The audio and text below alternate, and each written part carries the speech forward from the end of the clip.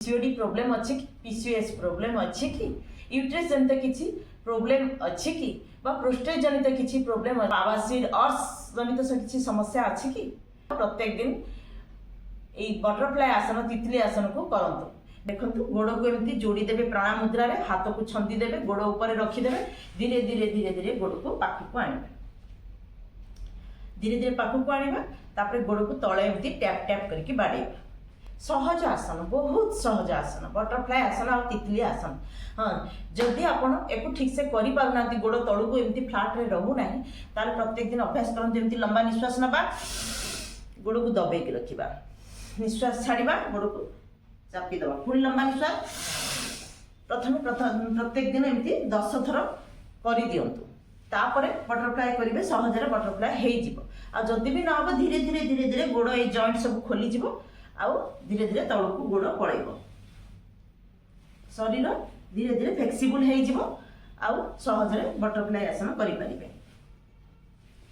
एमती करि देबे किछ समय, तापरे गोड़ को एमती चापी की धरिबा, आउ हाथ को छंदी दे कि गोड़ को पाखु को नै आसीबा, टैप टैप बाड़ैबा। 1 मिनिट टू 2 मिनिट प्रत्येक दिन करंतु बटरफ्लाई आसन। जदि पीसीओडी पीसीओएस अच्छी, जदि पीरियड समस्या आपनकर बहुत रोची, पेन होची, अधिक ब्लीडिंग होची, बा एमती बहुत समस्या थाए पीरियड जनित लेडीज मानकर टाइम रे टाइम हुए नहीं, लेट हो जाए बा जल्दी हो जाए, अधिक ब्लीडिंग हुए, अधिक पेन हुए, बांती हुए, बहुत समस्या अच्छी, सब धीरे धीरे ठीक हो जिवो। पीसीओडी पीसीओएस थिले ठीक हो जिवो, यूरिन प्रॉब्लम थिले ठीक हो जिवो, आ जदि यूट्रस प्रॉब्लम किछि अछि ता मध्य ठीक हो जिवो। बहुत लाभ एई बटरफ्लाई रा लाभ चलंतु गणिबा। 1 थाइरॉइड फैट कमिबो, 2 मसल टाइट रहइबा, एक्टिव रहइबो, 3 जॉइंट सब खोली जिवो, 4 यूरिनरी प्रॉब्लम जते अछि आउ पीरियड जनित जते समस्या अछि ठीक रहइबो, 5 यूट्रस प्रोस्टेट समस्या ए सब ठीक रहइबो, 6 आवासीय अर्श एथिरु मध्य लाभ मिलिबो, 7 नंबर लाभ हैला कफ समस्या दूर होबा, 8 नंबर लाभ हैला साइटिका थिले मध्य धीरे धीरे उपकार मिलिबो, आ 9 नंबर लाभ हैला चिंता मुक्त हेबे, निजको जदि विषादग्रस्त अनुभव करछन ता मध्य धीरे धीरे माइंड रिलैक्स लागिबो कले। एते लाभ ए गोटिए आसन रे। प्रत्येक दिन बटरफ्लाई आसन करंतु, आउ निजको सुस्थ रखंतु। हाँ, जदि पारिबे एई समय रे 2 मिनिट जो बसिबे, 3 मिनिट कपालभाति बटरफ्लाई करिवे, एई समय रे कपालभाति सहित करबा को चेष्टा करिवे।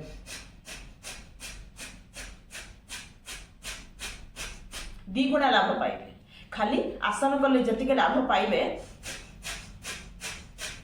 आखि बंद कर देबे, जदि कपालभाति सहित करिवे द्विगुणा लाभ पाइबे। जदि कपालभाति पूरा करि पाउना लंबा, ताले ब्रेक नहीं की करिए, 50-50 सेट रे, 60-60 सेट रे कपालभाति थकी गले टिके रही जिबे, पुणी करिवे।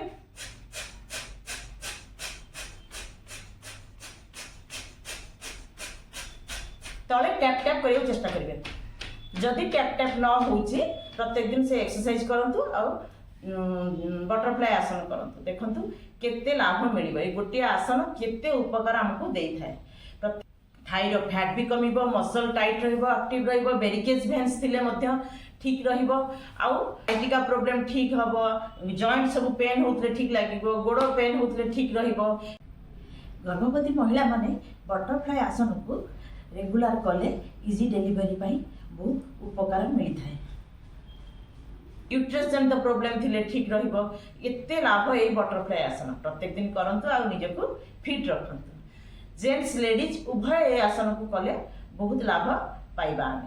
ए वीडियोटी जदि भल लागुची ताले लाइक शेयर और सब्सक्राइब निश्चय करिवे।